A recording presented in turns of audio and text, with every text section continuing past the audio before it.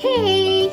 We are so excited to do a paint tutorial today, and we decided since Gila Monsters are our favorite desert creature that we are gonna paint a Gila Monster.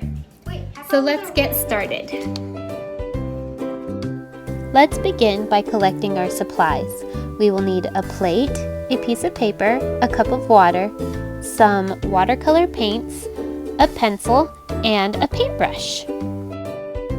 Our first step will be to use our pencil to sketch our Gila Monster out very lightly. For his face, we'll create a pointed circle like a strawberry, and then we'll add the rest of his body by drawing a very faint S shape, and then adding another curved line around the other side of his face, joining at the tail. And we can make his face a little bit rounder.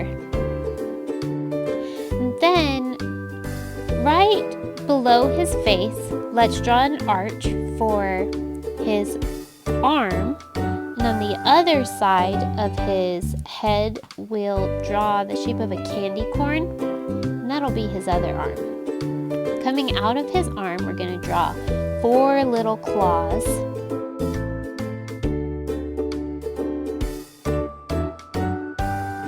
And now, let's add his legs. We'll draw the shape of a traffic cone on one side and add those little claws coming out of it.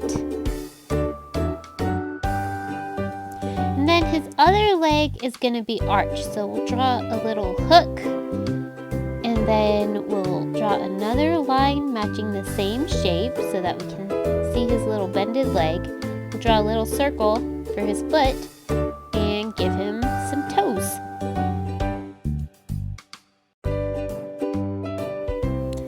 Now we can give him the shape of his face, and then we're going to faintly draw a few stripes on his back to get an idea of where we want to paint our black and our orange stripes.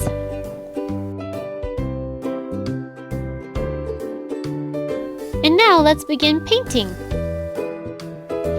With watercolors, we start with our lightest layers first and then add dark colors. So since this first layer is really light, let's make a big puddle of water and just add a little bit of the pigment to it.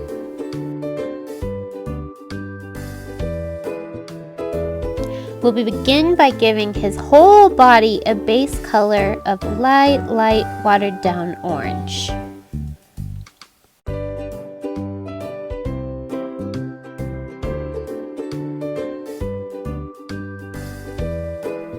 Now let's make a new puddle of water, and we're going to just begin the lightest shade of gray by putting just a dot of black in our puddle of water.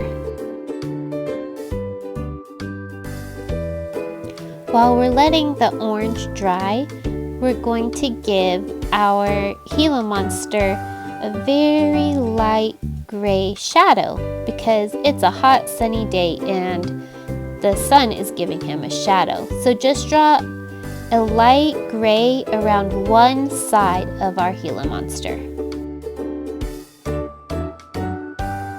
Now we're going to add more orange paint to our little orange water puddle.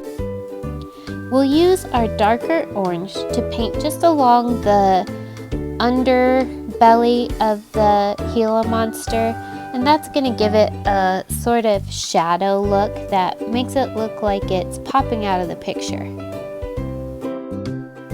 Now let's add more black pigment to our black puddle to make it darker also.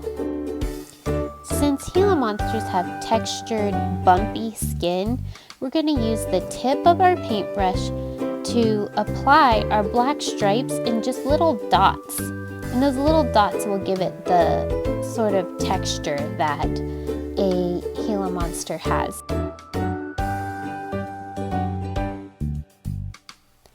We'll continue adding these black dots every other stripe that we created when we were doing our sketch. And it's okay if our black dots run a little bit. That'll just give it more depth as we add more layers of scales to our Gila Monster's body. If we're finding that our paint is running too much, we can just take a paper towel and gently blot up the extra water. Don't forget to add black texture to his arms and legs also.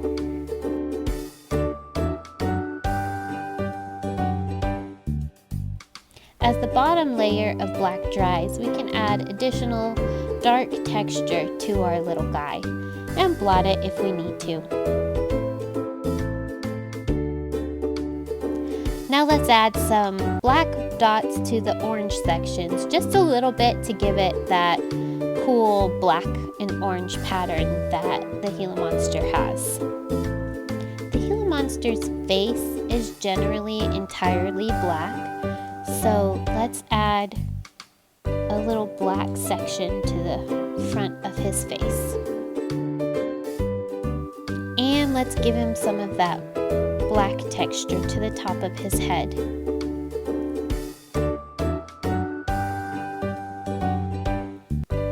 Let's use our darker black color that we have now to draw a fine line separating the Gila Monster from his shadow. And that'll just give him some definition.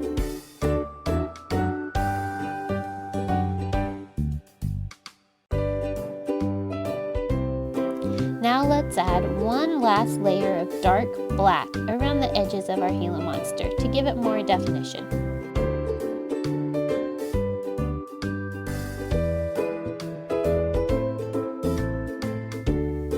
Now let's clean our brush and add the darkest shade of orange to our Gila Monster in that dot pattern that we just did with the black.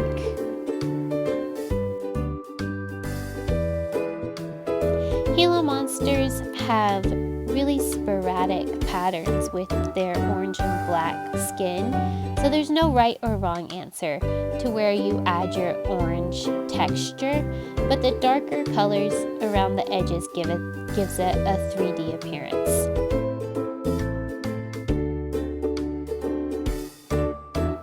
Now, just like we added the black line along the bottom edge of our Gila Monster, let's add an orange line to the top. This will really help him stand out against the paper. Now let's give him some definition around his legs with the orange paint, and just remember that the outer edges of the legs should be darker than the inside. Okay, time for the finishing touches. Let's add the darkest colors right around the very edges of our Gila Monster, and just add any last details that you feel like your little guy needs.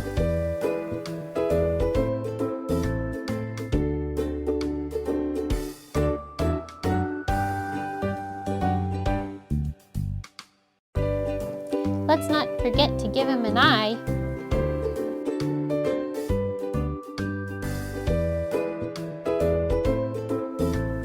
Let's give him some last orange details and he should be ready to go. I hope you guys have loved painting your orange and black Gila Monster as much as I have, and I hope you love your masterpiece. He looks great. Don't forget to give him a name.